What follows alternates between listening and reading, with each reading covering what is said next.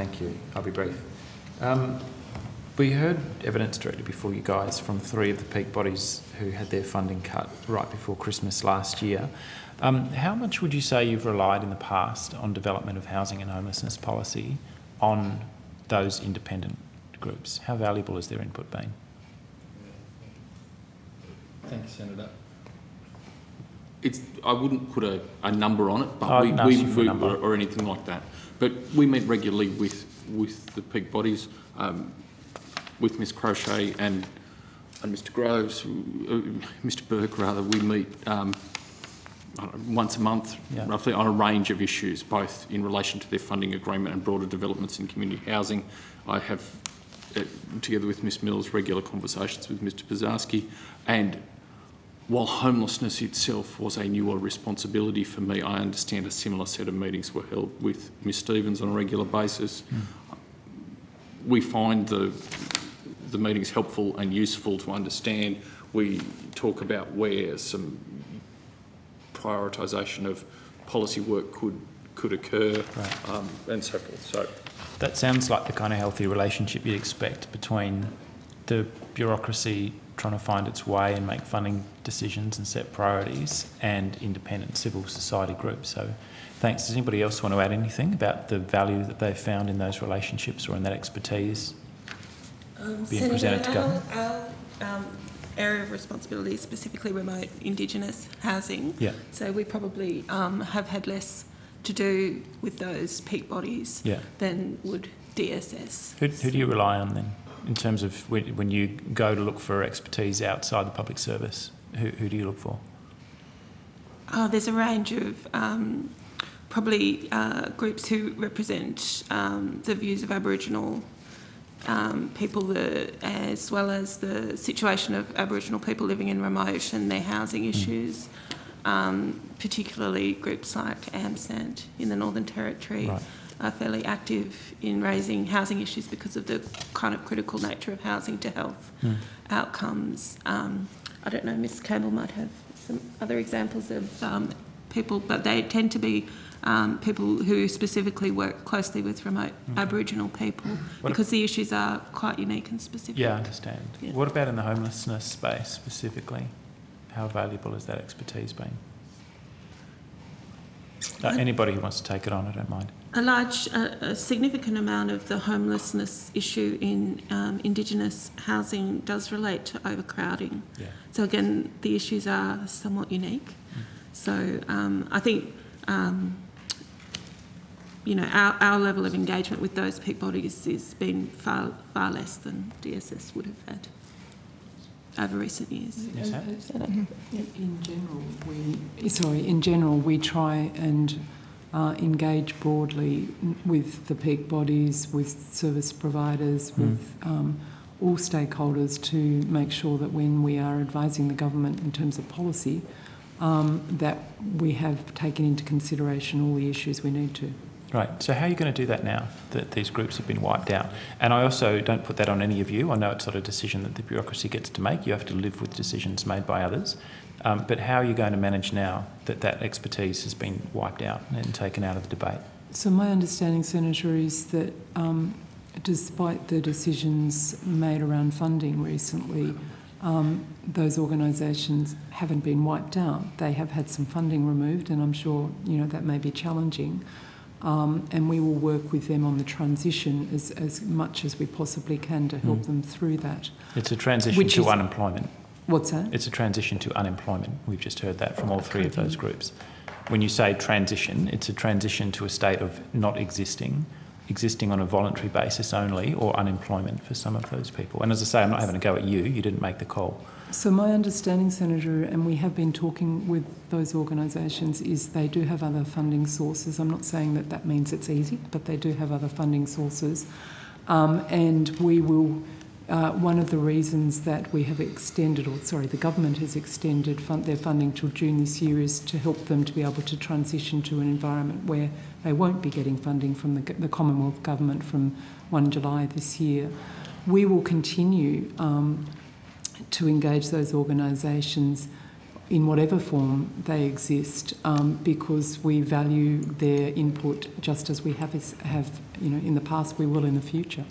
Do you expect, or do you think it's government policy to expect them to work in a voluntary capacity to provide that input and that expertise? I can't comment on what the government may be thinking in that regard. Okay. I don't know, were you in the room, or were you watching the monitors when they were giving evidence just before? I saw the latter half when I arrived just about 10 minutes before they finished. Okay.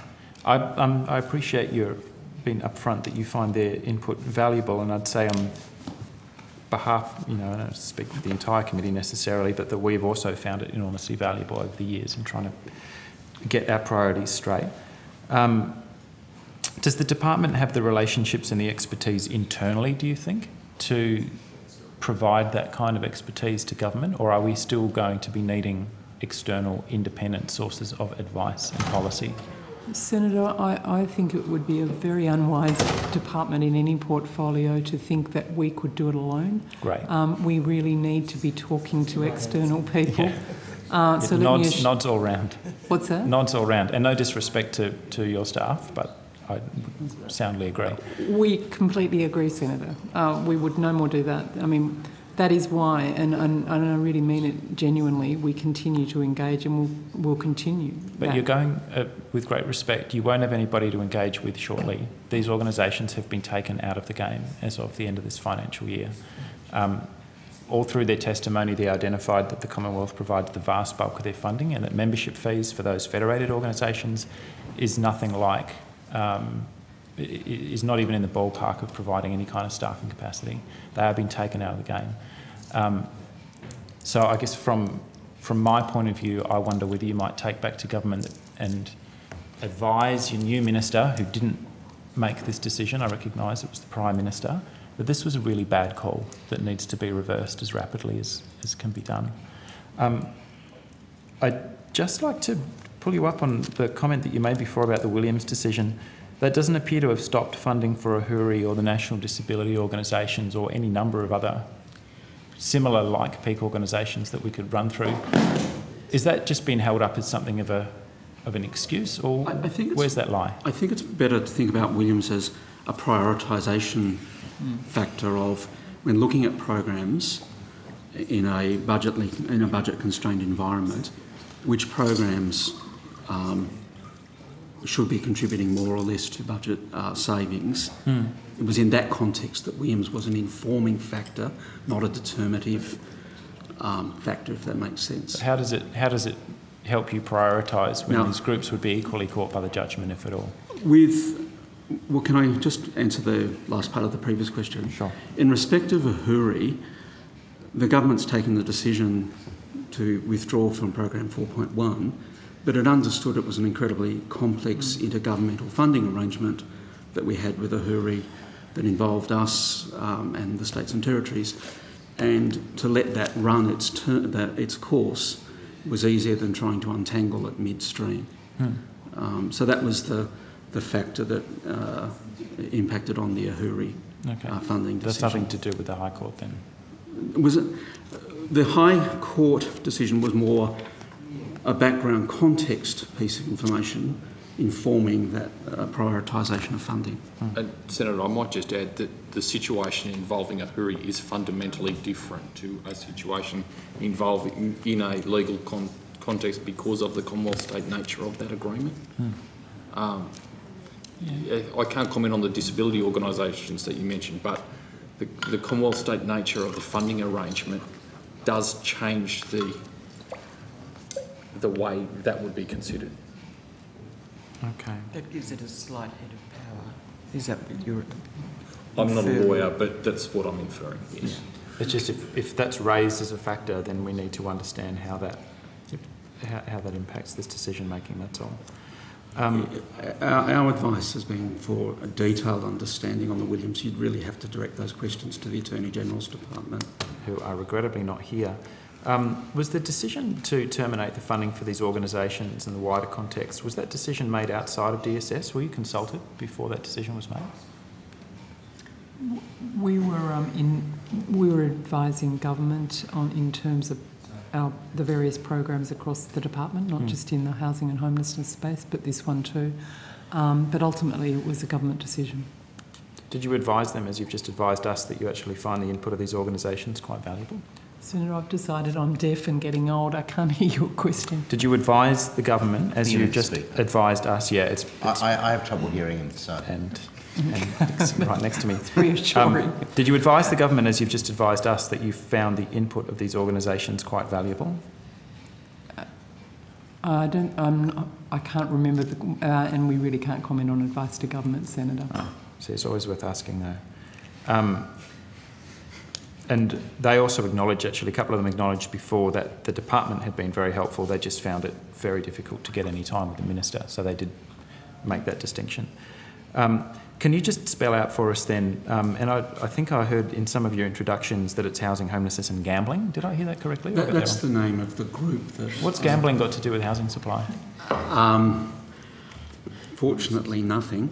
It's just a structure in the department. It's the structure of the department. So the group I look after also looks after the department's involvement in gambling. It's like, Senator, the area I look after has many parts to it, National Disability Insurance Scheme, disability and carers. It's just part of the structure. I shouldn't read anything into it then. But there is a link between gambling and homelessness. There's links between all kinds of weird stuff. Yeah, but you don't all necessarily end up working in the same office. No, that's okay. So can you just spell out for us then, because the structure keeps shifting and bits of it keep getting deleted, what groups, branches and sections in DSS have responsibility for housing and homelessness policy now? So policy development specifically, who's got the lead? In the housing, homelessness and gambling group, there are two branches. There's a housing and homelessness policy branch, and then there's an NRAS and gambling branch. And that's the way that the structure of that team. Just spell it out for me again.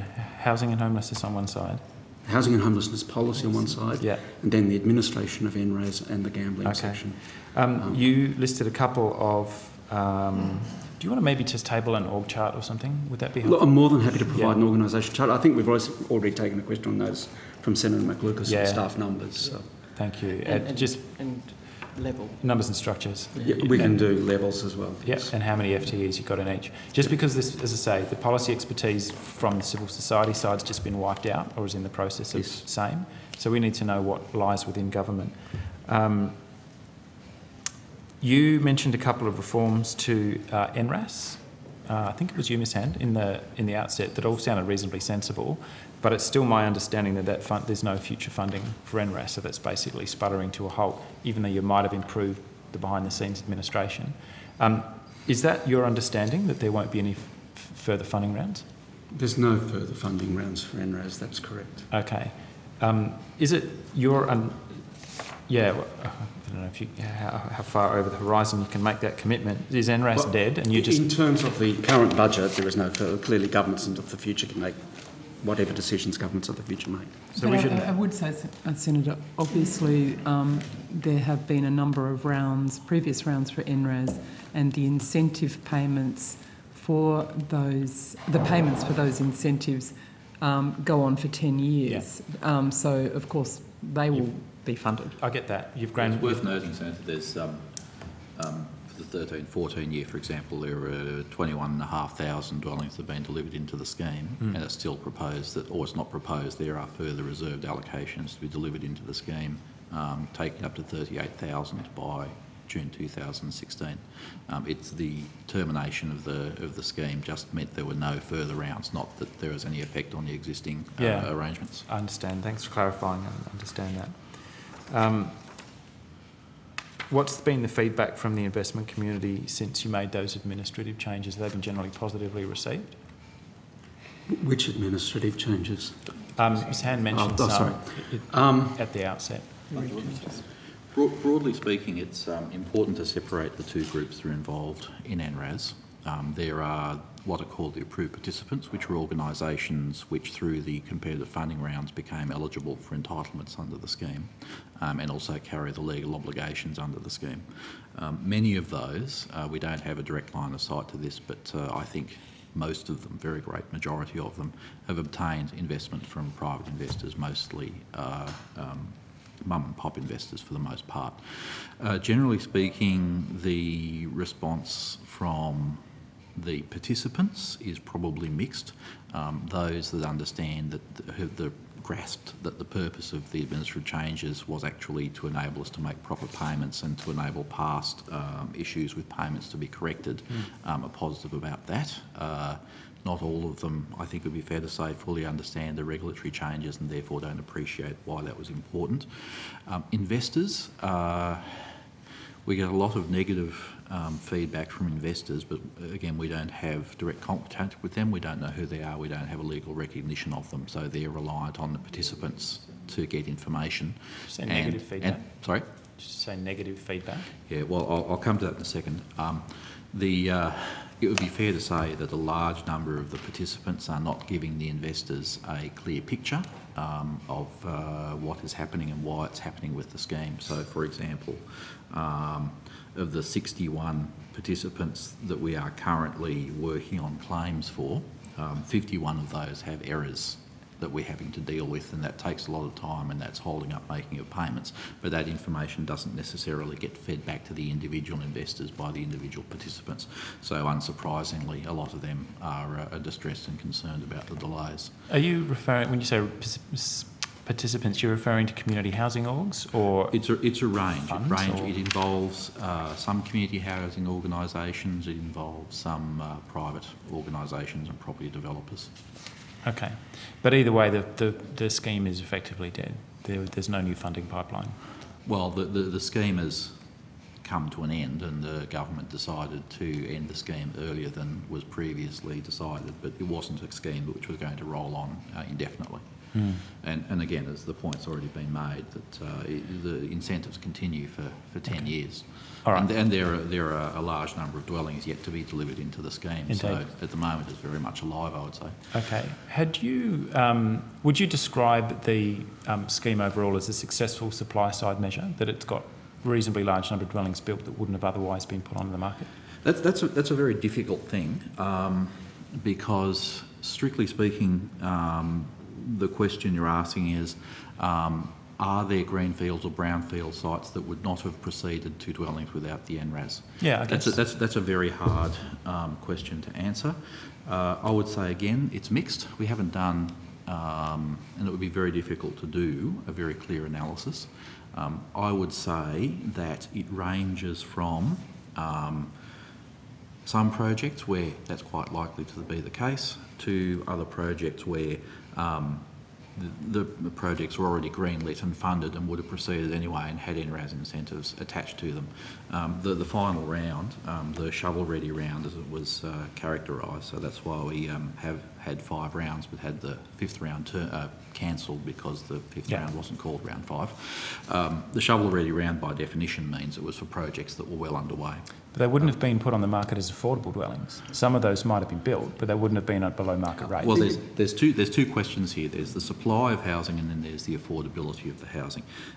It certainly reduces the rent for the house that are in the scheme. Whether it increased the overall housing stock is a different question. And that's why I was specifying the question around greenfields and brownfields. That was how I phrased the question initially. Yeah, and the legislation itself doesn't specify one or the other. It says it's the objective is to increase the supply of affordable housing. So it doesn't focus on... Did it increase the supply of affordable housing? Well, as I was saying, I think the short version is it's unclear a bit, but I would... But there are tens of thousands of dwellings, some of them that may or may not have been put into the market, but all of those tens of thousands are more affordable than they would have been if the scheme hadn't existed. Well, that's a different question. As I said, certainly all of the houses are more affordable. Yeah. Based on market valuations, yeah. Keeping in mind that we also don't have a process under the scheme for checking that the market valuations are a realistic appraisal. So the savings are dependent on the extent to which they're a realistic appraisal of the savings. And Senator, I would also add that... now it's you speaking too quietly. Sorry. When the government made the decision in the last budget to terminate the scheme, they made the observation, or the Minister made the observation, that there are a number of design flaws in the scheme. And as Mr Coburn said, one of them is it's very difficult to actually measure whether overall housing supply has been increased In that context also, the government made the comment that it's a very expensive scheme. So basically it costs about $8,000 per dwelling per annum, whereas compared to CRA and public housing it's about $3,000. So it's a pretty expensive scheme to administer, and that was a consideration when the government made this decision. Neither CRA nor public housing support supply side initiatives though. They don't get anything new built. Sorry, well, that's, as Ms Hand was saying, that broad number reflects the point that for each dollar saving in rent, and again based on market rent valuations that we can't verify, for each dollar saving in rent it costs the Commonwealth around about $1.90. And whether or not, I can't comment on whether that's good value for money, that's an issue for the government to make that choice. But the question of whether it's good value for money, whether that extra 90 cents to get a dollar saving in rent would hinge in part on whether there's been an absolute number of additional dwellings provided. And as I said, that's not clear. At the moment, as part of the legislative changes, we're dealing with requests to change proposals. And I have when I get back to my office, I have a stack on my desk that's somewhere between the height of the jug and the microphone to look at. The very great majority of those are moving incentives into existing proposals, existing projects, in the sense that they were ready, and the participants identified that there's this project here, let's go and put some incentives into that. So they were projects which were going ahead already, for example. So we do think there is a reasonable proportion of free riders in the schemes, such that it doesn't provide market additionality. So what do you guys, I guess this is my final question, I would be less sceptical about the critique if the government had some other brilliant ideas that it was putting in the field to replace it, but there's nothing. It's just money being taken off the table, a tax on past ideas, and nothing new. Can you give us any comfort that there are some new affordability initiatives in the pipeline? So as part of the collective input from everyone around the country, including the government and the department, to the Reform Federation, those things are being looked at through that review process. And so it's really too early to comment on what might happen in the future, because we need to see what comes out of that. So I just want to get that, you're saying that it's being looked at as part of the Federation White Paper process? Well, the whole issue of housing and homelessness has been looked at through that process. And that's a process being run as a subdivision of PMC, is that correct? That's right. I know you're not here to talk about that, so I'm not going to ask you about it. But there is a particular focus on housing and homelessness in that process, and the department is definitely and has already provided significant input to the Reform Federation process, to the issues paper that's now been made public, and there'll be a green paper that comes out later in the year which canvasses some of the issues we're talking about, which we will also be providing input to. So you've seen the draft already, I take it? The issues paper is public, so... No, I'm saying talk about you said something's coming up. The green paper. Green paper, yeah. Not yet. They're talking about the NRAS. Sorry.